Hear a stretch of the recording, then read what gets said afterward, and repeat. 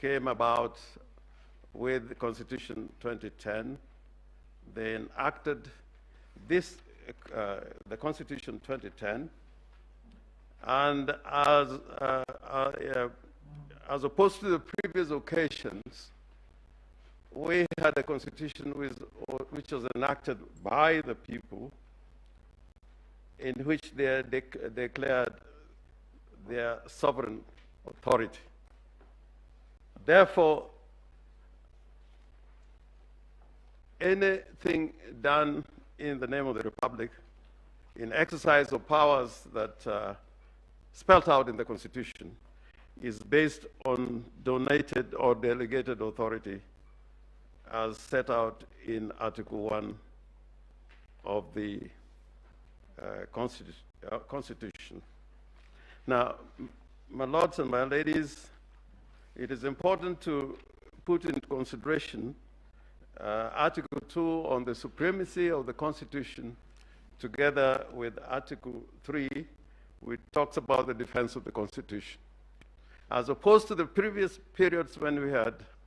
a constitution which was negotiated at the time of independence with the colonial authorities, this constitution established a republic in which the doctrine of separation of powers was embedded. And more particularly, my lords and my ladies, in this constitution, there are several constitution bodies and agencies that were created, which includes the first respondent, the Independent Electoral and Boundaries Commission. And in accordance with the dictates of the Constitution, the Independent Electoral and Boundaries Commission, just like any other body established under the Constitution, and for that matter, any person who resides in the Republic of Kenya is required not only to recognize the supremacy of the Constitution, but act in accordance of the Constitution and in defense of the Constitution. Under Article 249, all independent offices and independent commissions are required to respect the sovereignty of the people and also to promote constitutionalism. This is important because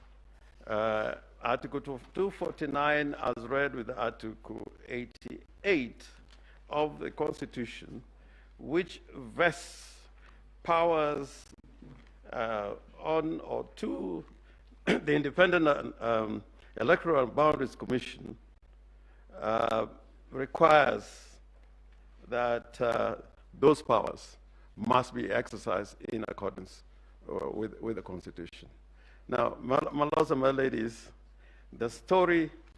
that emerges out of the events that occurred on the 9th of August this year, and subsequently following to the 15th of August, upon the declaration of the Constitution, of the elections, the presidential elections, goes contrary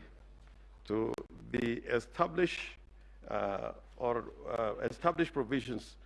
in the Constitution, and will enumerate those violations at the appropriate time. But in opening, I want to say this, my ladies and my lords, that this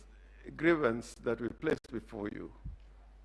the highest court in the land, is not just a conspiracy theory. It is not just any ordinary event.